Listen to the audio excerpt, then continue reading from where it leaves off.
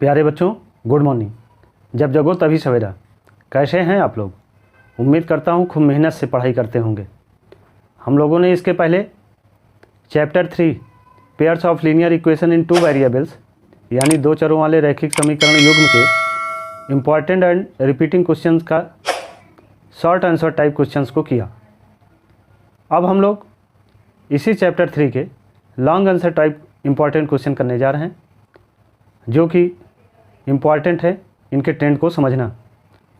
ये जो है फुल मार्क्स में 4 या 6 मार्क्स के क्वेश्चंस हमारे एग्ज़ाम में अक्सर आया करते हैं। आइए इन्हें देखते हैं। क्वेश्चन दिया जा रहा है 8 men and 12 boys can finish a piece of work in 10 days, while 6 men and 8 boys can finish it in 14 days. Find the time taken by one man along that by one boy along to finish the work. यानी 8 पुरुष और 12 बच्चे किसी काम के एक भाग को 10 दिनों में समाप्त करते हैं, जबकि 6 पुरुष और 8 बच्चे उसी काम को 14 दिनों में समाप्त करते हैं। एक पुरुष और एक बच्चे अकेले समाप्त करने में कितना समय लेंगे, ज्ञात कीजिए। अब ध्यान दीजिए इस क्वेश्चंस को। इसमें मेन जो है वो इक्वेशन बनाना है। 8 men and 12 boys 10 days, यानी 8 पुरुष और 12 बच्चे जब किसी काम को एक साथ लग के करते हैं तो वो 10 दिनों में उस कार्य को समाप्त करते हैं। और जब 6 men and 8 boys एक साथ काम करते हैं तो उसी काम को वो 14 दिनों में समाप्त करते हैं। तो यानी इसके लिए अगर आप ये मान लें कि केवल अकेला एक पुरुष, अगर केवल एक ही आदमी उस काम को करना प्रारंभ करे तो वो कितने दिनों में समाप्त कर सकता है? एज्यूम दैट 8x, ठीक। और केवल अकेला अगर 12 बॉयज़ अगर उस वर्क को करते हैं तो वो 12y डेज में उसको समाप्त करते हैं। यानी इसके लिए सबसे पहले ये है कि आप कैसा इक्वेशन बना सकते हैं। आप जनरली यही बनाएंगे 8x, दूसरा बनाएंगे 6x plus 8y equal to 14 days. लेकिन यह जो इक्वेशन आप बनाएंगे यह इक्वेशन गलत होगा और इससे आपका पूरा का पूरा क्वेश्चन क्या हो जाएगा, वो रॉन्ग हो जाएगा। इस तरीके से यहाँ इक्वेशन नहीं बनाएंगे, बल्कि इक्वेशन कैसे बनाएंगे? 8 men and 12 boys in 10 days, यानी अगर 8 पुरुष किसी काम को 8x डे में समाप्त करते हैं तो एक दिनों में, इसके लिए हमें एज्यूम करना पड़ेगा कि let a man along can finish the work in x day, यानी एक आदमी अगर उसी कार्य को करता है तो वो x दिनों में पूरा कार्य समाप्त कर सकता है। और इसी तरीके से a boy along can finish the work in y days, यानी अगर उसी काम को एक पुरुष करेगा तो x दिनों में समाप्त करेगा और कोई एक बच्चा करेगा तो वो y दिनों में उन कार्यों को समाप्त करता है। तो एक पुरुष द्वारा एक दिनों में किया गया कार्य क्या होगा? 1/x। इसी तरीके से एक दिनों में एक बच्चे द्वारा किया गया कार्य क्या होगा? 1/y day. Then 1 man's 1 day work 1/x and 1 boy's 1 day work equal to 1/y, यानी एक दिनों में पुरुषों द्वारा किया गया कार्य 1/x और एक दिनों में बच्चों द्वारा किया गया कार्य 1/y।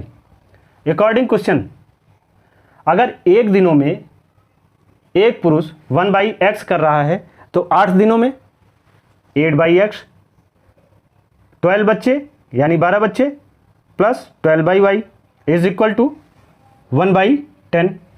ये इक्वेशन 1 बन जाएगा। और ऐसे ही 6 men यानी 6/x प्लस 8 boys यानी 8/y इक्वल टू 1/14, यह इक्वेशन 2 हो गया।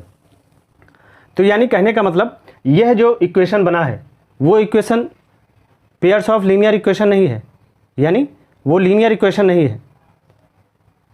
नॉन लीनियर इक्वेशन को सबसे पहले हम क्या करते हैं? लीनियर इक्वेशन के फॉर्म में चेंज करते हैं और फिर उसको सॉल्व करते हैं। तो यह जो इक्वेशन बना है इसे पहले लीनियर इक्वेशन में चेंज करने के लिए हम लोग क्या करते हैं? Substituting 1/x equal to a, 1 by x equal to a and 1 by y equal to b. Then 8a plus 12b equal to 1 by 10 and second equation हो जाएगा 6a plus 8b equal to 1 by 14। अब देखिए इसमें चाहे variables ए को आप equal करिए चाहे वेरिएबल्स बी को आप इक्वल करिए। अगर आप मान लीजिए वेरिएबल्स ए को इक्वल करना चाहेंगे तो इसके लिए आपको क्या करना पड़ेगा, multiplying equation 3 by 6 and equation 4 by 8 and subtracting. तो अगर इक्वेशन 3 को 6 से मल्टीप्लाई करेंगे तो 6 8 जा 48a प्लस 12 6 जा 72b प्लस 1 बाई 10 हो जाएगा 6 बाई 10। और ऐसे ही इक्वेशन 4 को जब 8 से मल्टीप्लाई करेंगे तो 8 6 जा 48a प्लस 8 8 जा 64b is equal to 1 by 14। तो 1 बाई 14 में जब 8 से मल्टीप्लाई करेंगे तो क्या हो जाएगा 8 बाई 14। फिर प्लस को माइनस प्लस को माइनस प्लस को माइनस किया तो ये प्लस 48a और माइनस 48a ये कट जाएगा। और इस तरीके से ये 72 minus 64 equal to 8b is equal to, इसमें 6 बाई 10 और 8 बाई 14 में एलसीएम लिया, 10 7 जा और 7 6 जा 42, वैसे ही 14 5 जा 70, 5 8 जा 40 यानी 42 माइनस 40 इक्वल टू 2 बाई 70। तो b इक्वल टू क्या हो जाएगा 2 बाई 70 इंटू 8 यानी ये हो गया 1 by 280। Putting b equal to 1 by 280 in equation 3। Equation 3 में रखते हैं तो 3 क्या है 8a प्लस 12b। तो 8a plus 12 into 1 by 280 equal to 1 by 10।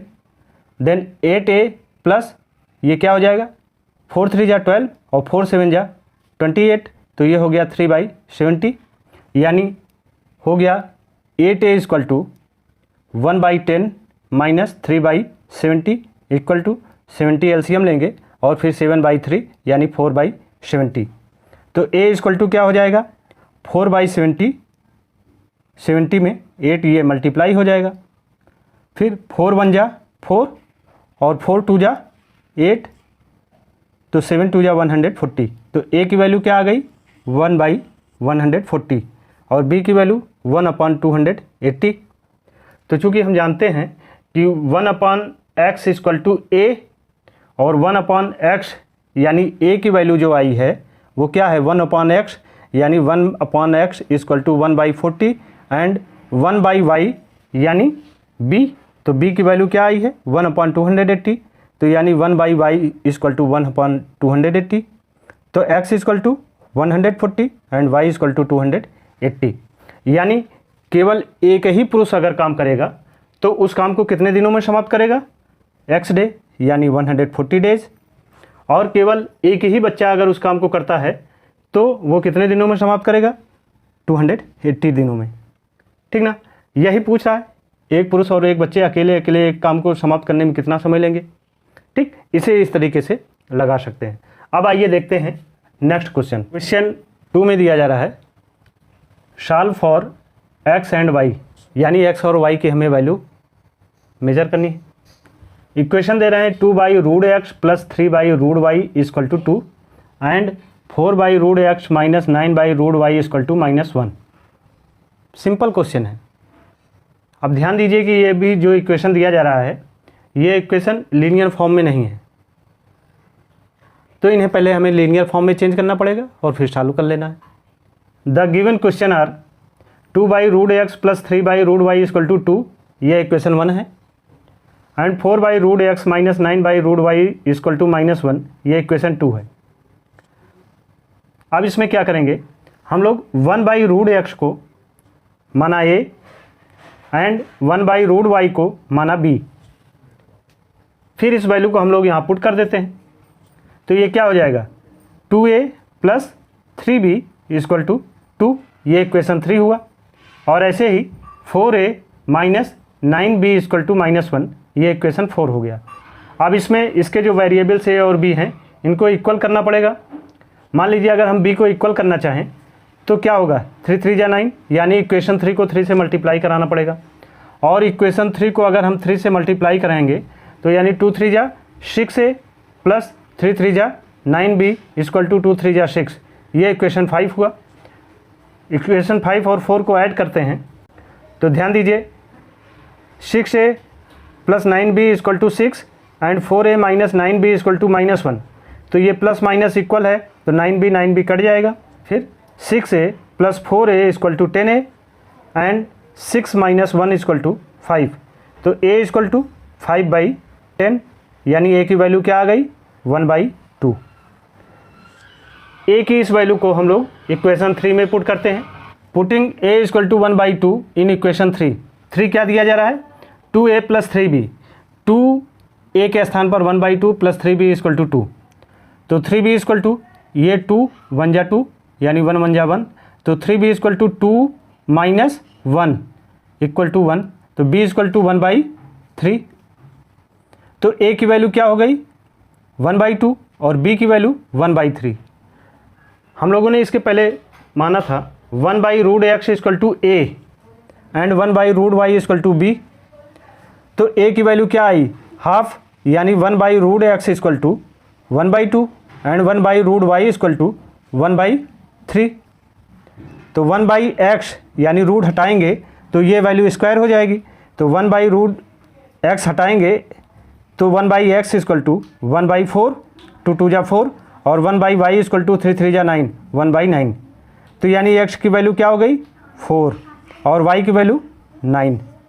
ठीक, इसमें बस आपको यही ध्यान देना है कि अगर इक्वेशन लीनियर फॉर्म में नहीं है तो उसे पहले लीनियर इक्वेशन के फॉर्म में चेंज करेंगे और उसके बाद उसको एडिशन या सब्सट्रैक्शन करके सॉल्व करेंगे।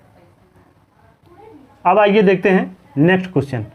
क्वेश्चन नंबर 3 में दिया जा रहा है 2 numbers are in the ratio 5:6. If 8 is subtracted from each of the number, the ratio becomes 4:5. Find the numbers. दो संख्याओं का अनुपात 5:6 है। यदि प्रत्येक संख्याओं में से 8 घटाया जाए तो अनुपात 4:5 हो जाता है। संख्याएं ज्ञात कीजिए। तो ऐसे क्वेश्चंस को करने के लिए सबसे पहले क्या करेंगे हम लोग एज्यूम करेंगे कि वो दोनों संख्याएं जो हैं एक तो x है और दूसरी y है। Let 2 numbers are x and y, then x/y equal to 5:6। Cross multiply कराएंगे तो ये 6x इक्वल टू 5y, ये हो जाएगा इक्वेशन 1। अब इसमें से अगर प्रत्येक संख्याओं से 8 घटाया जाता है तो क्या हो जाएगा after subtracting 8 ratio becomes x minus 8 upon y minus 8 is equal to 4/5। ये नया रेशियो हो जाता है जो आया है। तो इस तरीके से अगर इसे क्रॉस मल्टीप्लाई कराएंगे तो ये क्या हो जाएगा 5x माइनस 5 8 जा 40 इक्वल टू 4y माइनस 4 8 जा 32।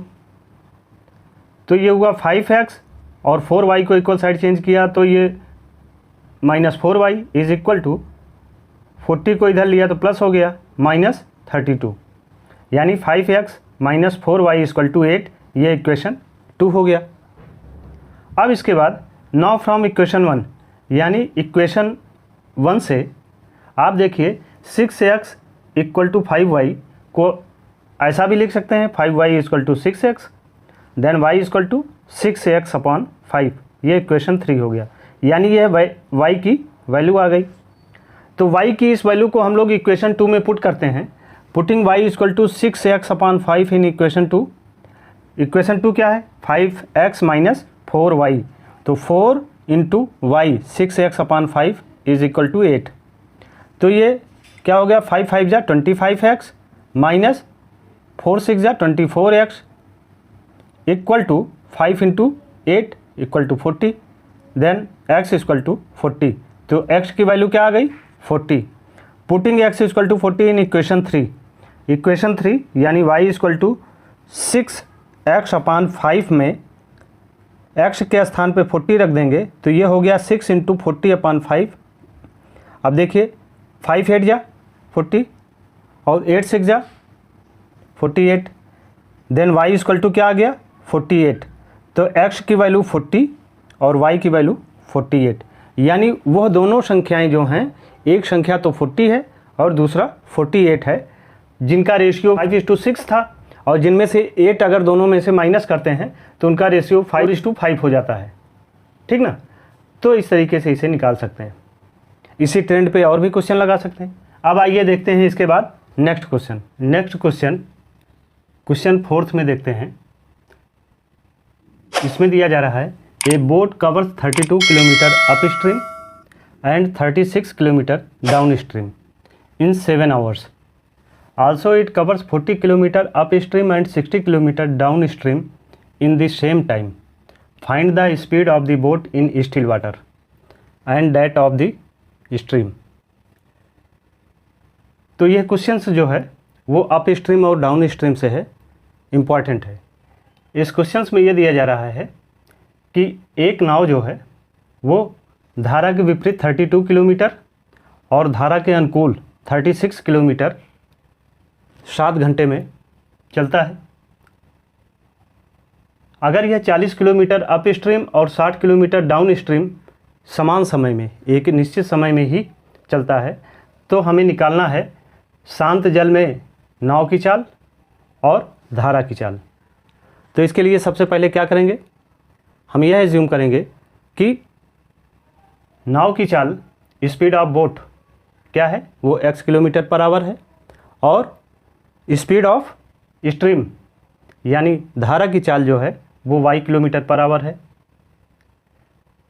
तो चूंकि हम जानते हैं कि यदि धारा की दिशा में यानी धारा के अनुकूल ही नाव चलेगी तो धारा की चाल और बोट की चाल, नाव की चाल दोनों ऐड हो जाएगी यानी x + y। और अगर धारा के प्रतिकूल बोट चलती है तो वहाँ पर धारा की चाल और बोट की चाल को माइनस कर देते हैं। तो इसलिए then the speed of boat downward stream x + y kilometre per hour, यानी धारा के अनुकूल चाल जो होगी वो x + y kilometre per our. And the speed of boat up stream यानी धारा के प्रतिकूल जो है बोट की चाल जो होगी वो क्या है, x - y kilometre per our. Condition first में दे रहा है कि 32 किलोमीटर अप स्ट्रीम यानी 32/x - y plus 36/x + y downstream is equal to 7 hours. यह इक्वेशन 1 हो गया। कंडीशन सेकंड में दे रहा है 40 किलोमीटर अप स्ट्रीम यानी 40/x - y और इतने ही समय में वो 60 किलोमीटर डाउन स्ट्रीम यानी धारा के अनुकूल, तो 60/x + y। अगर इक्वल साइड इसे चेंज करेंगे तो माइनस हो जाएगा यानी 40/x - y minus 60/x + y is equal to 0। ये इक्वेशन 2 हो गया। अब इन इक्वेशनों को आपस में इक्वल करने के लिए क्या करेंगे, multiplying equation 1 by 5 and equation 2 by 4 and subtracting. तो अगर इक्वेशन 1 को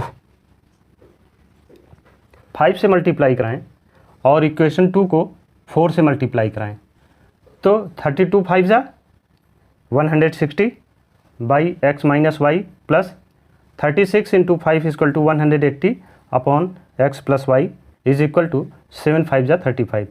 ये इक्वेशन 3 हो गया। ऐसे ही इक्वेशन 2 को 4 से मल्टीप्लाई कराएंगे तो 4 4 जा 160x - y माइनस 64 जा 240/x + y is equal to 0। चूँकि 0 में 4 मल्टीप्लाई होगा तो 0। तो ये इक्वेशन 4 हो गया। इक्वेशन 3 से इक्वेशन 4 को सब्सट्रैक्ट करते हैं तो देखिए ये प्लस 160/x - y और यहाँ प्लस का माइनस किया तो ये माइनस 160/x - y, तो यानी ये दोनों वैल्यू क्या होंगी, कट जाएंगी।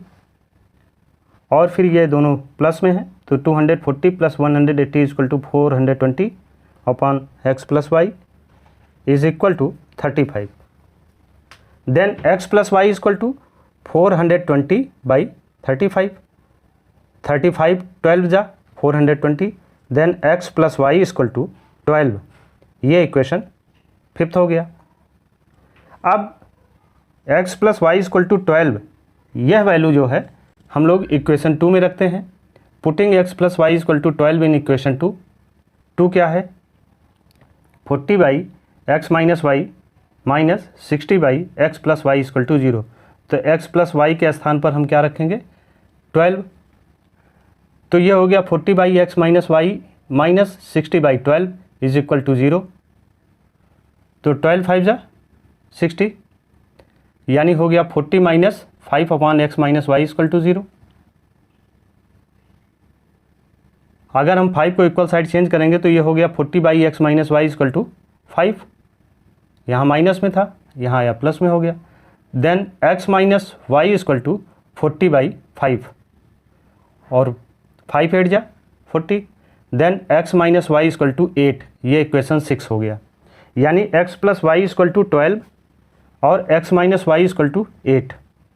एडिंग इक्वेशन 5 एंड इक्वेशन 6, इन दोनों इक्वेशनों को ऐड करते हैं। तो ये है x plus y equal to 12 and x minus y equal to 8। तो ये प्लस माइनस वाई कट जाएगा और x plus x 2x equal to 12 plus 8 equal to 20। Then x equal to 20/2, 2 10 जा 20, यानी x इक्वल टू 10। x की यह value जो है हम लोग इक्वेशन 5 में पुट करते हैं। Putting x equal to 10 in equation 5। Equation 5 है x plus y equal to 12। तो x के स्थान पर 10 plus y equal to 12। Then y equal to 12 minus 10, equal side change करेगा माइनस हो जाएगा। 12 माइनस 10 इक्वल टू 2, यानी x की वैल्यू क्या आई, x की वैल्यू आई 10 और y की वैल्यू क्या आई, वो आई 2। x क्या था, स्पीड ऑफ बोट यानी नाव की चाल। Hence speed of boat equal to 10 kilometre per hour. y क्या था, y था स्पीड ऑफ स्ट्रीम यानी धारा की चाल। तो वो क्या है, स्पीड ऑफ स्ट्रीम 2 किलोमीटर यानी y की वैल्यू। तो इस तरीके के क्वेश्चंस को हम ऐसे निकालते हैं। पहले तो नाव की चाल, फिर धारा की चाल को एज्यूम करते हैं x y, और अगर दोनों की चाल एक दिशा में है तो x प्लस वाई, और दोनों की चाल अगर विपरीत दिशा में है तो x माइनस वाई। उसके बाद इक्वेशन बना के उनको सॉल्व करते हैं। अब आइए इसी के बाद देखते हैं नेक्स्ट क्वेश्चन। क्वेश्चन 5th में दिया जा रहा है, solve graphically the pair of linear equation 3x minus 4y plus 3 equal to 0 and 3x plus 4y minus 21 equal to 0। Find the coordinate of the vertices of the triangular region formed by these lines and x axis. Also calculate the area of triangles. तो यानी यह जो equation दिए जा रहे हैं, इन equations के आधार पे हमें इसके कोऑर्डिनेट पॉइंट्स निकालने पड़ेंगे और उन कोऑर्डिनेट पॉइंट्स के आधार पर ग्राफ ड्रा करना पड़ेगा और उस ग्राफ में जो भी ट्रायंगल बनेगा उस ट्रायंगल की एरिया निकालनी है। तो इसके लिए सबसे पहले हम क्या करते हैं कि इक्वेशन को देखें। For equation 3x minus 4y plus 3 equal to 0, then 4y equal to minus 4y equal to 3x plus 3/4। तो ये वैल्यू क्या होगी, ये माइनस होगी, ये माइनस होगी, ठीक ना, और ये वैल्यू माइनस होगी तो माइनस माइनस कट जाएगा। तो यानी y equal to 3x plus 3/4। अब इसमें x की वैल्यू यदि हम 3 रखते हैं तो 3 3 जा 9 और प्लस 3 यानी 12/4, 4 3 जा 12 यानी x इक्वल टू 3, तो y equal to 3। x equal to अगर 7 रखें तो 7 3 जा 21 और 3 24, और 24 को 4 से डिवाइड करेंगे तो 6 4 जा 24, यानी y की वैल्यू 6 आ गई। x 7 तो y 6। इसी तरीके से अगर x की वैल्यू हम लोग -1 रखते हैं तो ये -4 हो जाएगी और ये +3, तो यानी -1 x की वैल्यू हो जाएगी, तो y की वैल्यू क्या हो जाएगी 0, ठीक। इसी तरीके से सेकेंड इक्वेशन से, from equation 3x plus 4y minus 21 equal to 0, then y equal to 21 minus 3x/4। तो यहाँ पर x की वैल्यू अगर हम 3 रखते हैं तो y की वैल्यू क्या आ जाएगी, 3 3 जा 9, 12/4, 4 3 जा 12 यानी x इक्वल टू 3, तो y इक्वल टू 3। और x की वैल्यू अगर 7 रखते हैं तो y की वैल्यू 0 आएगी, और x की वैल्यू यदि 11 रखते हैं तो y की वैल्यू -3 आएगी। तो देखिए इसमें एक चीज़ कि इस इक्वेशन में भी यह 3 और 3 कोऑर्डिनेट्स जो हैं वही दूसरे इक्वेशन में भी कोऑर्डिनेट्स 3 3 मिल रहे हैं, इसलिए these lines intersecting each other at point 3 3। ठीक ना। आइए अब देखते हैं ग्राफ को। पहले हमने एक्स एक्सिस और फिर वाई एक्सिस लिया, इनके सभी पॉइंट्स डाल दिए। फिर उसके बाद देखिए x equal to 3, y equal to 3, यानी x इक्वल टू 3 तो y इक्वल टू 3, यह पॉइंट हो गया। दूसरा x इक्वल टू 7 तो y equal to 6, x equal to 7 तो y इक्वल टू 6, यह पॉइंट हुआ। फिर उसके बाद x इक्वल टू -1, ये -1 हुआ। ठीक ना। तो y इक्वल टू 0, तो y की वैल्यू क्या हो जाएगी 0। फिर उसके बाद इसमें देखते हैं यहाँ भी 3 3, यही पॉइंट होगा। फिर उसके बाद x इक्वल टू 7 तो y इक्वल टू 0 और x इक्वल टू 11 तो y इक्वल टू -3। तो आइए अब ये और ये पॉइंट को मिलाते हैं और फिर ये और इस पॉइंट्स को मिलाते हैं। ठीक। फिर वैसे ही इधर भी मिला देते हैं।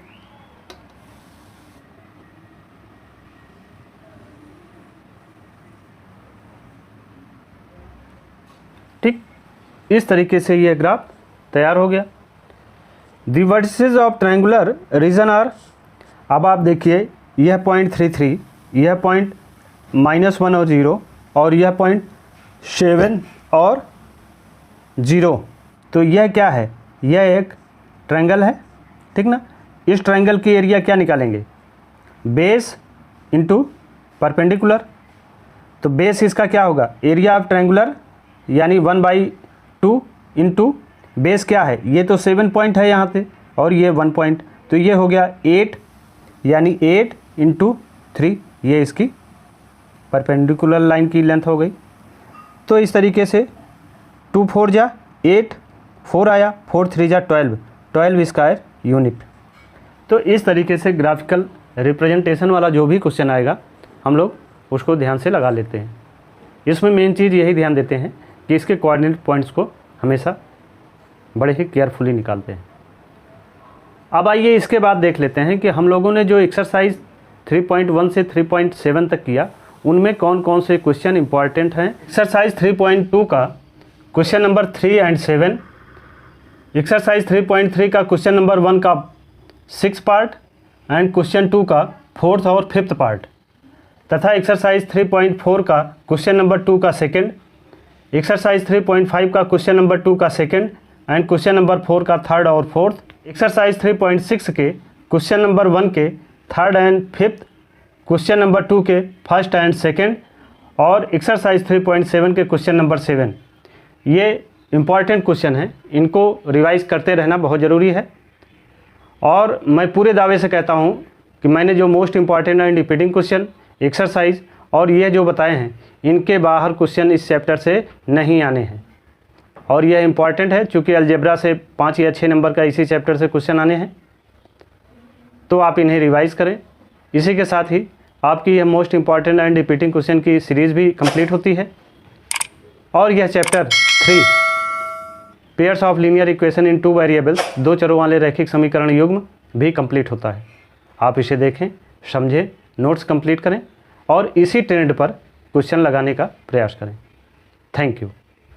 सब्सक्राइब करें हमारे YouTube चैनल संतोष स्मार्ट क्लासेस को, बेल आइकन क्लिक करें और वीडियो को लाइक करना मत भूलिए। Thank you.